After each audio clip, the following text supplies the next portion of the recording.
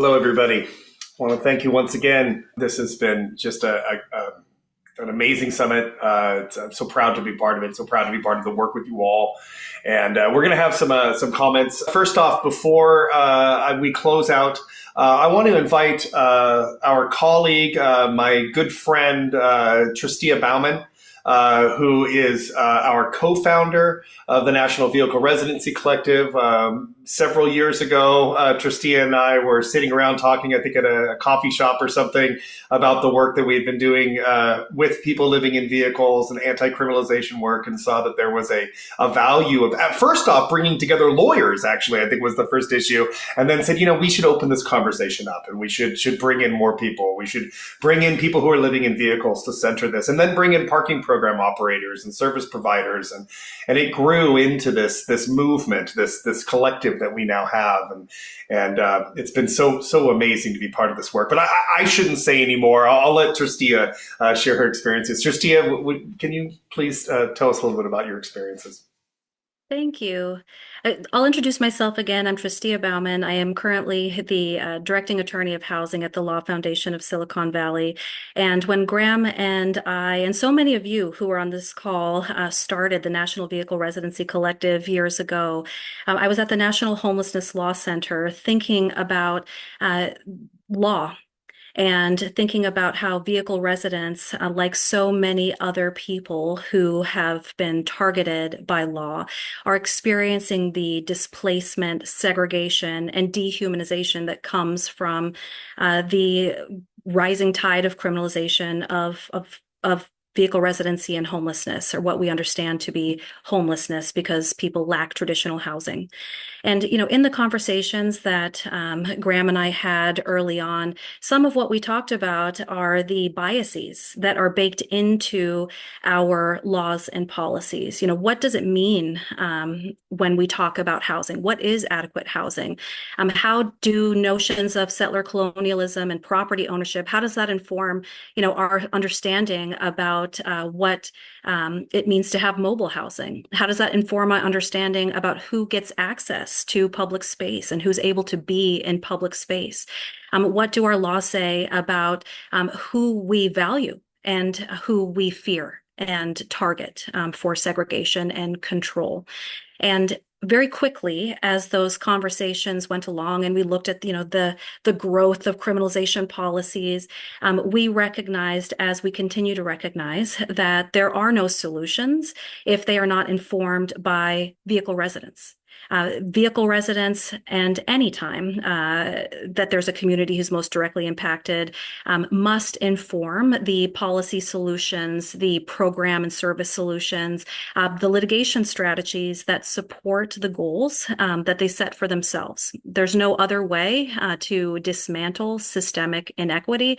There's no other way to build thriving, resilient communities. And that's what we all want. We all want, places where people can live safely and with dignity as members of the communities that they love.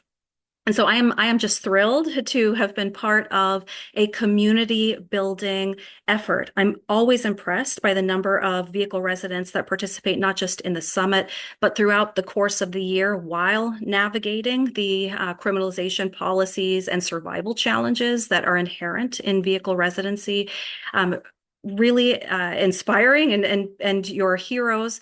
What I feel like my marching orders are today and every day is to bring you the legal tools and allies that you need, at least in the narrow role that lawyers can play to advance the goals that you're setting for yourselves here as part of the summit.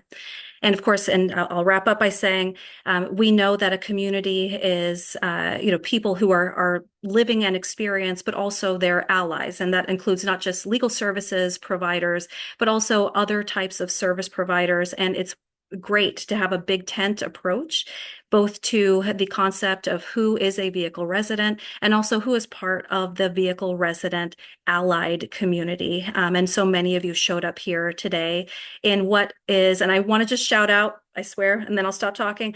I just want to shout out the team that pulled off such a professional, polished event. So well done, NVRC, for making a virtual event be seamless. Not easy to do, and kudos all around, and thank you all. Thank you, Tristia, and here, many times over, here. I cannot thank enough our team that was able to pull this together, and I want to thank you, Tristia, for believing in this mission too. We had conversations many years ago, and we've gone back and forth and thinking about what does it really mean. Are we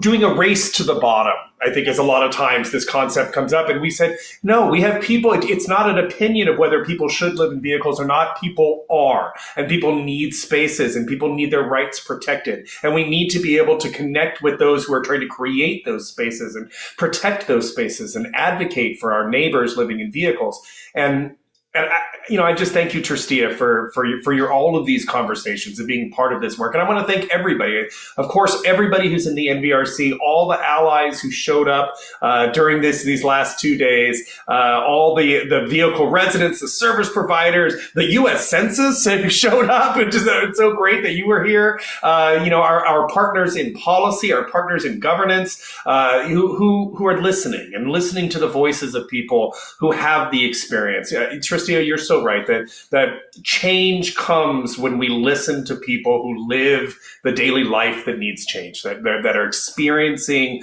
they may not need change in their lives, but they need change in the environment around them, right? That so much of what we heard over these last 2 days, that the challenges that people experience so often are not necessarily based upon living in the vehicle, but about the conditions that surround living in the vehicle. That if a person doesn't have a place to park and all they have is to park on the street, it's very difficult to dump your sewage, to find a garbage place, to take care of the oil change on your vehicle, right? To make sure it's registered and operable. That all of these things that so many people who don't live in vehicles take for granted become so much more difficult if people don't have the support and the infrastructure and the legal space to exist. So thank you so much. I'm getting a little bit teared up just thinking through this, but thank you so much for being here. I do have some closing statements, but before we do that, I want to take an opportunity to show the video again of our member profiles video that we shared earlier this morning for anybody who missed it. We'll start off with number 1, and then we'll play number 2 after my closing statements. I want to thank Lisa B. once again, who put this together, who filmed these member profiles out at the most recent Schoolie-Palooza in Arizona in 2024. Want to encourage you to be part of it. I'll talk a little bit about this later on, but please let's share the video.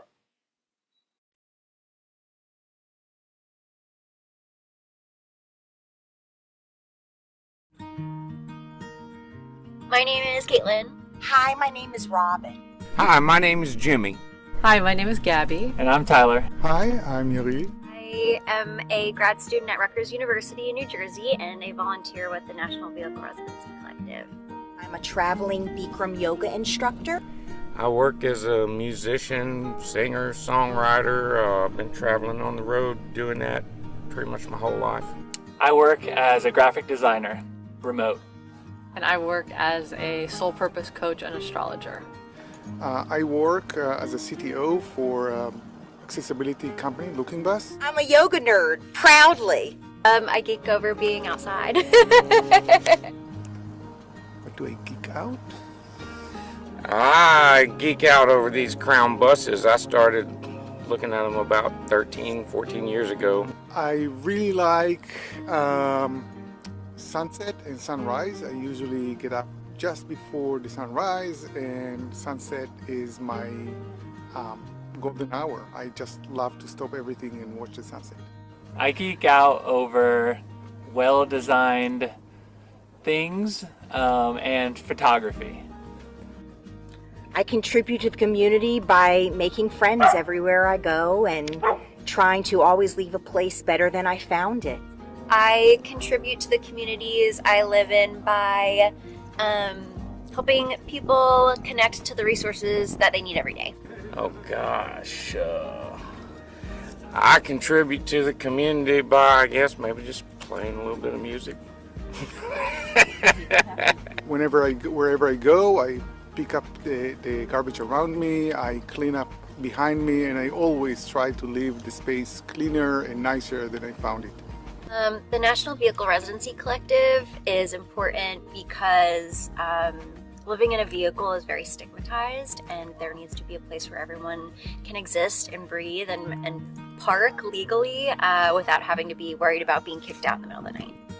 NVRC is important to me. Actually, as a child, I lived in a school bus on the side of the road and had to stand out in front of it and catch the school bus in 7th grade. And so, yeah, the stigma, overcoming that and letting people see that it is a viable, valuable option of a way to live is important. NVRC is important to the community because as a single woman traveling alone, one of my biggest concerns is where I'm going to park for the night and if I'm going to feel safe. And if the program like this would allow me a safe place to park, whether it was for one night or whether it was for a month if I needed to, I would know that I would always have a safe place to park and be amongst people that I might actually get to know and not have to huddle in my road trek by myself because I don't know who I'm going to run into.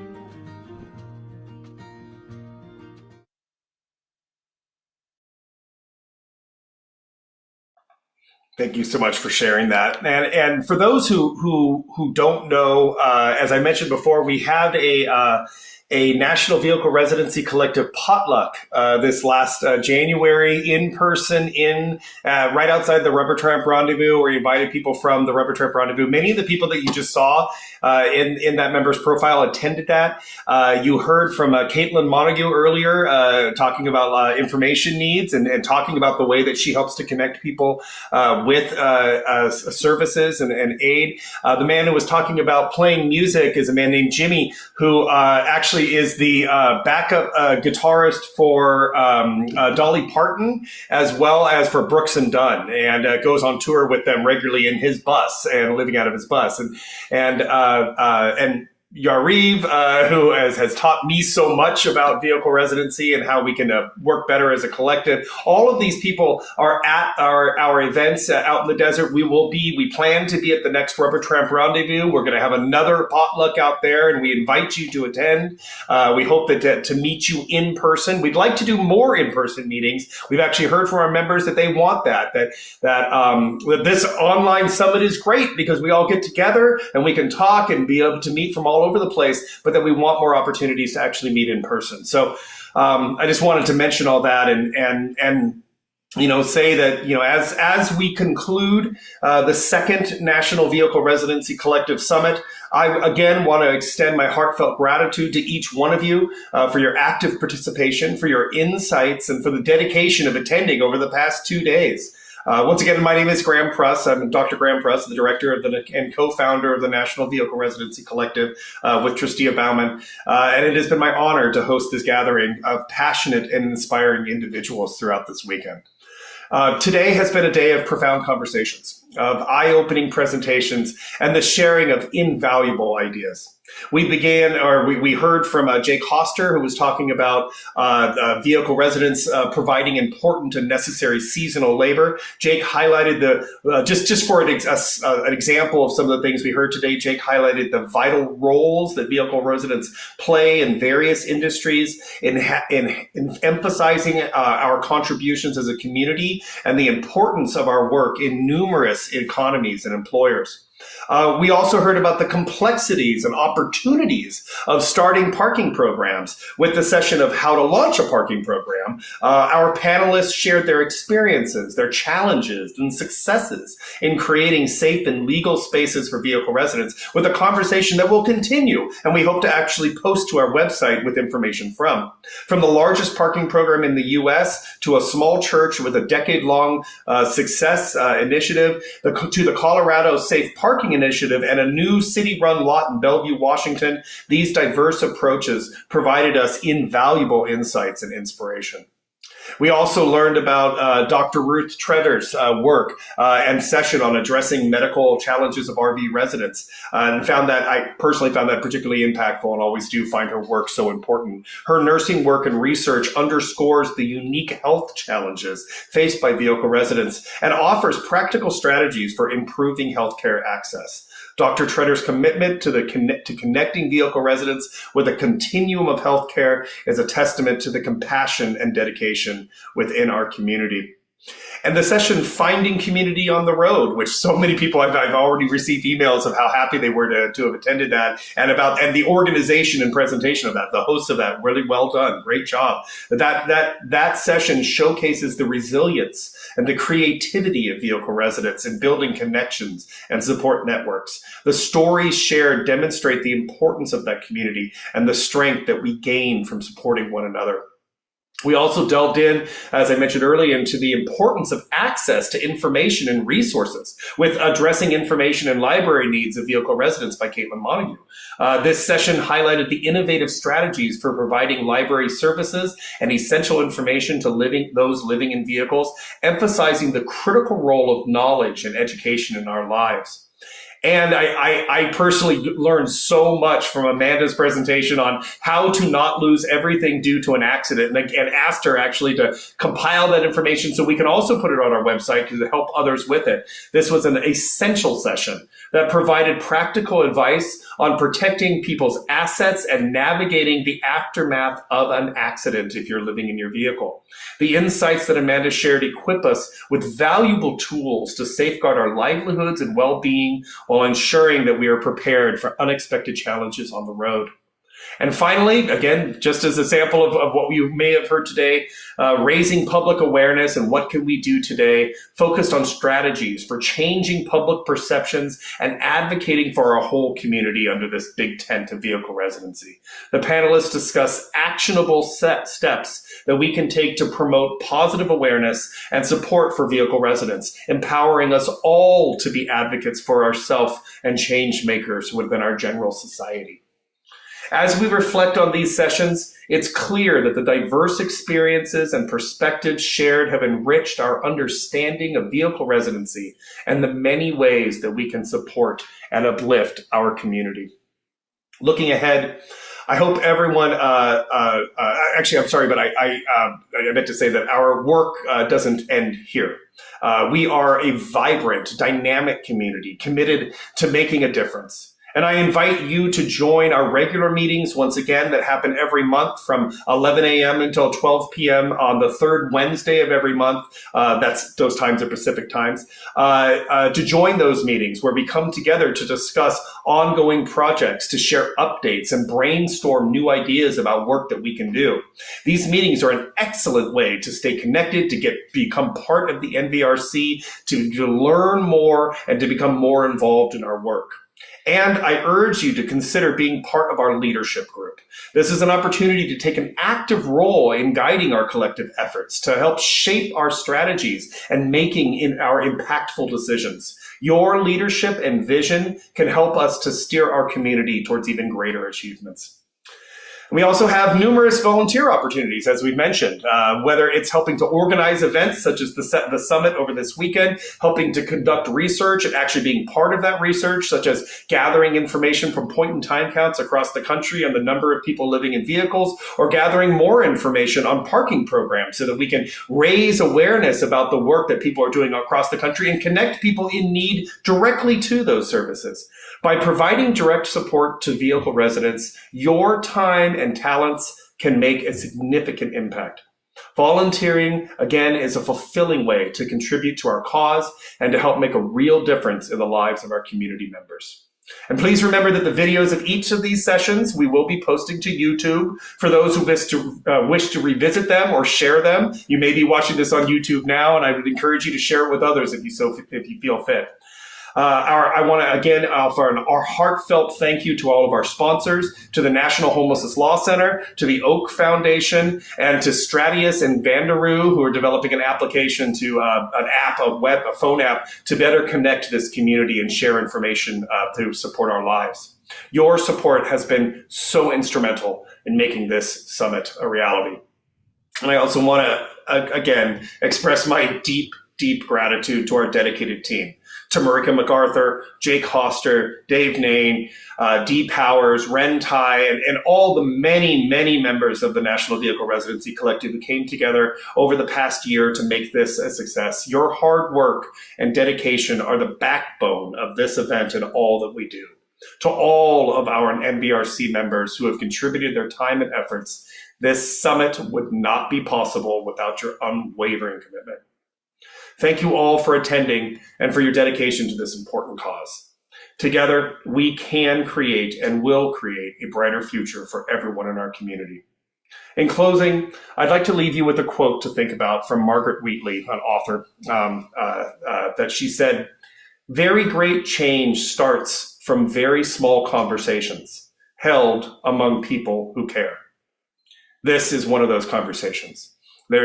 I think it's a large conversation, even just among 40 people, 60 people, 100 people who attended this over this last couple days. But these conversations are what will lead to great change. This is how we started. This is how we share the ideas that we have with the broader world. Thank you once again. And I wish you all a great evening, a good drive, and a good journey on the road. We'll see you at our future meetings and hopefully at next year's summit. Thank you again. Have a great night.